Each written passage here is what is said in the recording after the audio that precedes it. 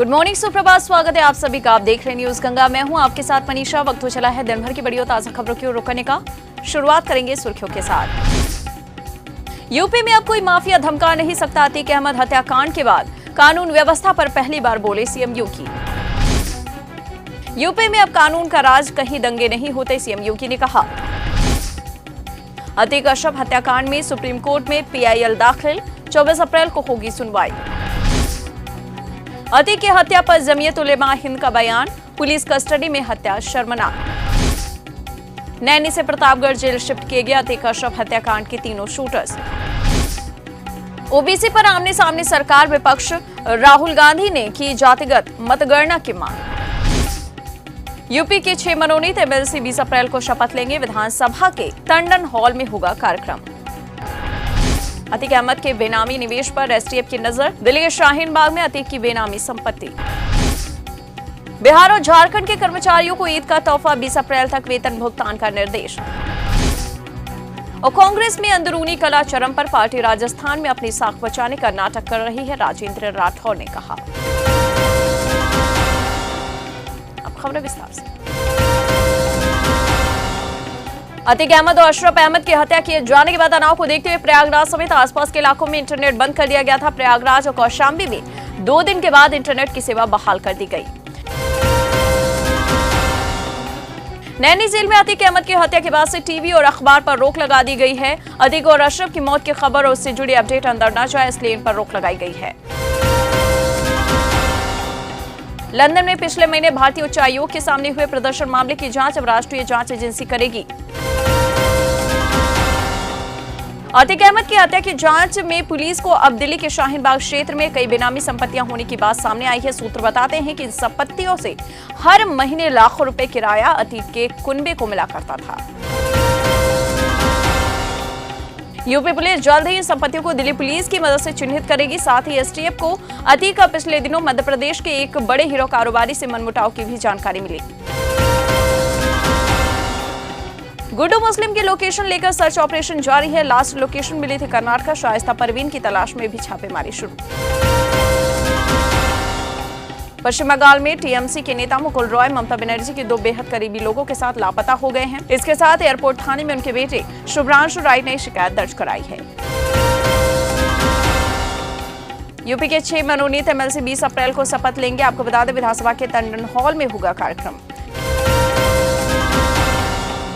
गुजरात के सीएम भूपेंद्र पटेल बोले हैं कि कर्नाटका में अमूल के बहिष्कार की जरूरत नहीं।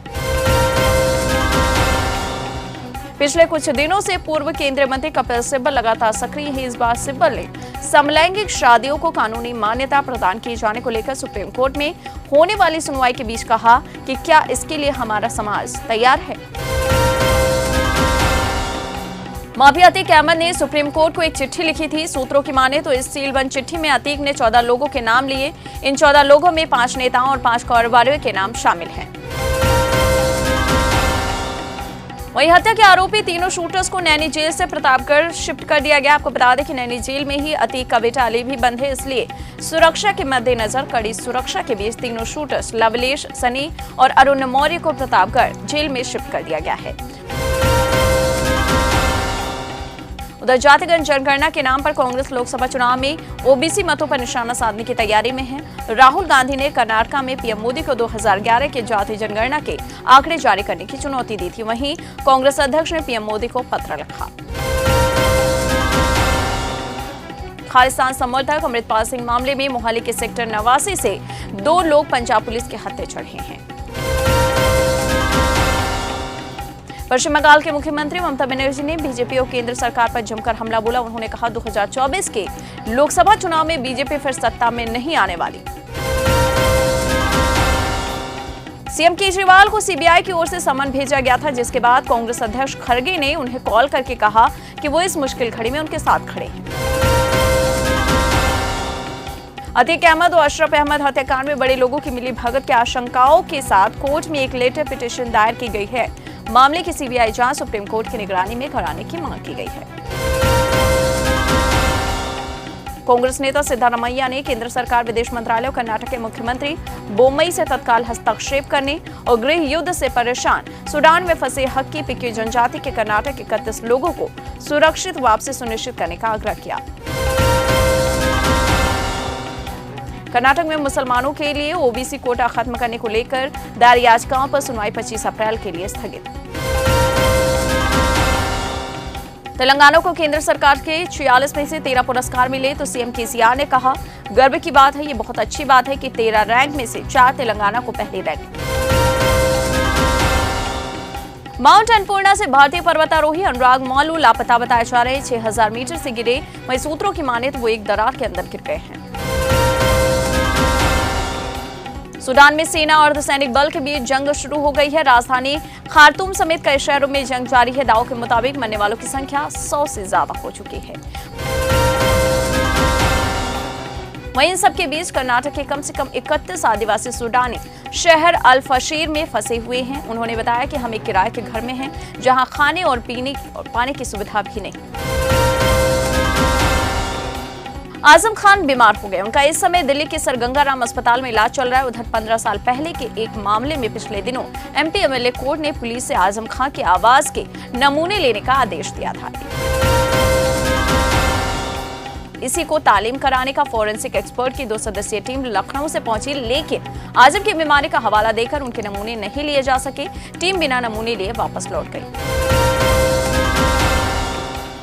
बिहार और झारखंड के सरकारी कर्मचारियों के लिए अच्छी खबर है कि इस महीने की सैलरी कर्मचारियों को आगामी 20 अप्रैल तक भुगतान करने की तैयारी है। आपको बता दें, ईद के त्योहार को लेकर सरकार की ओर से ये व्यवस्था की गई है। नेता प्रतिपक्ष राजेंद्र राठौड़ ने कहा कि कांग्रेस पार्टी में अंदरूनी कलह चरम पर है और पार्टी सिर्फ अपने साख बचाने की नाटक कर रही है। कांग्रेस ने आगामी विधानसभा चुनाव की तैयारी शुरू करते हुए राजस्थान में अपने विधायकों से 1-to-1 बात की। उन्होंने कहा, वे सरकार की महत्वाकांक्षी जन कल्याणकारी योजनाओं का लाभ लोगों तक पहुंचाने में कोई कसर न छोड़ें। एकल पट्टा प्रकरण में सुप्रीम कोर्ट ने राजस्थान के यूडीएच मंत्री शांति धारीवाल को नोटिस थमाया। ये नोटिस भ्रष्टाचार की आशंका जताते हुए जारी किया गया है। गहलोत सरकार में सबसे अहम माने जाने वाले कैबिनेट मंत्री की मुसीबत इस नोटिस से बढ़ने वाली है। बीजेपी के राजस्थान इकाई के प्रमुख सीपी जोशी ने कहा कि राज्य में सत्तारूढ़ कांग्रेस से यदि कोई मुख्यमंत्री पद की चाह रखता है तो उसे निकम्मा करार कर दिया जाता है और पार्टी उसे दरकिनार कर देती है। राजस्थान में मुख्यमंत्री अशोक गहलोत पर भ्रष्टाचार के खिलाफ कार्रवाई न करने का आरोप लगाते हुए अनशन पर बैठे सचिन पायलट जनता को गुमराह कर रहे हैं। गहलोत ने ऐसा जवाब कांग्रेस के आलाकमान को भेजा है। उत्तर प्रदेश नगर निकाय चुनाव में बहुजन समाज पार्टी ने प्रयागराज सीट से पूर्व सपा विधायक सईद अहमद को अपना प्रत्याशी बनाया, जबकि सपा ने इस सीट के लिए अजय श्रीवास्तव पर दांव चला है। शरद पवार की बेटी सुप्रिया सुले के बयान से दिल्ली और महाराष्ट्र की सियासत में हड़कंप मचा हुआ है। सुप्रिया सुले के मुताबिक एक राजनीतिक विस्फोट दिल्ली में होगा और दूसरा विस्फोट महाराष्ट्र। अतीक और अशरफ हत्याकांड के बाद नैनी सेंट्रल जेल में बंद कैदियों से परिवार के सदस्यों की मुलाकात पर बंदी लगा दी गई है। उधर खूंखार माने जाने वाले बदन सिंह बद्दो भी यूपी सरकार के टारगेट पर आ गया है। इस नामी अपराधी पर कई राज्यों में हत्या, लूट, डकैती, फिरौती जैसे 40 मुकदमे दर्ज हैं। बिहार के उप मुख्यमंत्री तेजस्वी यादव ने माफिया से नेता बने अतीक अहमद और उसके भाई की उत्तर प्रदेश में हुई हत्या की निंदा करते हुए कहा कि उत्तर प्रदेश में अतीक अहमद का नहीं बल्कि कानून का जनाजा निकला है। इसी बीच धीरेन्द्र शास्त्री ने भी बड़ा फैसला लेते हुए भक्तों को संदेश जारी किया। उत्तर प्रदेश में किसी की धार्मिक सद्भावना बिगाड़नी नहीं चाहिए और किसी की भावना से खिलवाड़ नहीं करना चाहिए, जिसके चलते उन्होंने हनुमान कथा को स्थगित किया। राहुल गांधी ने आरोप लगाया है कि भाजपा और आरएसएस बसवाना के सम्मान, साझेदारी, समान अवसर के आदर्शों पर हमला कर रहे हैं। उन्होंने कहा, वे हिंदुस्तान में नफरत और हिंसा फैला रहे हैं। राहुल गांधी ने आगे कहा, कर्नाटक में 10 मई को होने वाले विधानसभा चुनाव में कम से कम 150 सीटों पर जीत हासिल करें और पूर्ण बहुमत के साथ सत्ता में आए। अतीक अहमद हत्याकांड पर वरुण गांधी का भी बयान आया और कहा कि डंकी की चोट पर मैं इस बात को कहता हूं कि एक समाज को आज डराया जा रहा है, देश के लिए ठीक नहीं। आरएसएस के प्रमुख मोहन भागवत ने कहा कि संघ संपूर्ण समाज को अपना मानता है। एक दिन ये बढ़ते बढ़ते समाज का रूप ले लेगा, तब संघ का नाम भी हट जाएगा। मध्य प्रदेश के सीधी जिले में पट्टा वितरण कार्यक्रम में हिस्सा लेने के बाद मुख्यमंत्री शिवराज सिंह चौहान ने हितग्राहियों के साथ भोजन किया। अब जिसे लेकर कांग्रेस ने बड़ा हमला बोल दिया और कहा कि शिवराज ने लकड़ी चोर के साथ भोजन किया। अतीक अहमद की हत्या के बाद सीएम योगी का पहला बयान सामने आया और उन्होंने कहा कि अब कोई भी माफिया किसी को धमका नहीं सकता। राजस्थान कांग्रेस में सचिन पायलट की सियासी दाल गलती नजर नहीं आ रही। लगातार बगावती तेवर दिखाने के बाद पार्टी आलाकमान का उन्हें साथ नहीं मिल रहा। हालांकि इसी बीच राजनीतिक रणनीतिकार प्रशांत किशोर की राजस्थान की सियासत में एंट्री हो गई है। इस बात की चर्चा तेज है। कहा जा रहा है कि वो सचिन पायलट की राजनीतिक राह को आसान करने के लिए रणनीति तैयार करेंगे। उद्धव ठाकरे ने बीजेपी पर हिंदुत्व को लेकर जमकर निशाना साधा। उन्होंने कहा, एक तरफ वो हनुमान चालीसा पढ़ते और दूसरी तरफ मस्जिदों में जाकर कव्वाली सुनते हैं। क्या यही उनका हिंदुत्व है? उद्धव ठाकरे ने आगे ये भी कहा कि मुझ पर हमेशा से आरोप लगाते हैं कि मैं हिंदुत्व छोड़कर कांग्रेस के साथ गया, लेकिन क्या कांग्रेस में कोई हिंदू नहीं है? कहा कि हमारा हिंदुत्व राष्ट्रवाद को लेकर है। केंद्रीय गृह मंत्री अमित शाह ने दिल्ली में गृह मंत्रालय के वरिष्ठ अधिकारियों की चिंतन शिविर की अध्यक्षता की।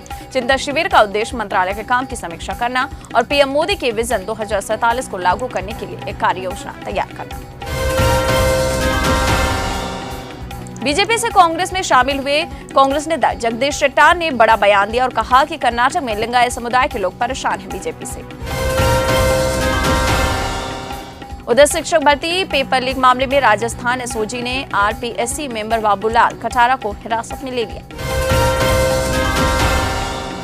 जाते जाते एक नजर दुनिया की तमाम बड़ी खबरों पर। ब्रह्मोस का छोटा भाई बना रहे भारत रूस। एक मिसाइल में होंगी 2 की ताकत, कांपेंगे दुश्मन। सीरिया और यूरोप में किए गए टेररिस्ट अटैक कर रहा था बड़े किडनैप की तैयारी। अमेरिकी सेना ने मार गिराया आतंकी। ब्रिटेन के पीएम ऋषि सुनक के खिलाफ हो रही है जांच। पत्नी अक्षता मूर्ति से जुड़ा है मामला। व्लादिमीर पुतिन का विरोध करना भारी पड़ा। विपक्षी नेता को 25 साल की कैद की सजा। सूडान हिंसा में जान गंवाने वाले भारतीय के परिवार की मदद करेगी सरकार। शव लाया जाएगा भारत। फिलहाल के लिए इस खबरों में, इस बुलेटिन में इतना ही। कैसी लगी हमारी जानकारी, ये खबरें कमेंट बॉक्स में आप टाइप कर सकते हैं। चैनल न्यूज गंगा को सब्सक्राइब नहीं किया है, सब्सक्राइब कर लीजिए। खबर देख रहे हैं फेसबुक पर तो लाइक कर दीजिए, फॉलो कर लीजिए हमारा फेसबुक पेज। अगले दिन फिर मिलेंगे, तब तक के लिए दीजिए इजाजत। जय हिंद, जय भारत।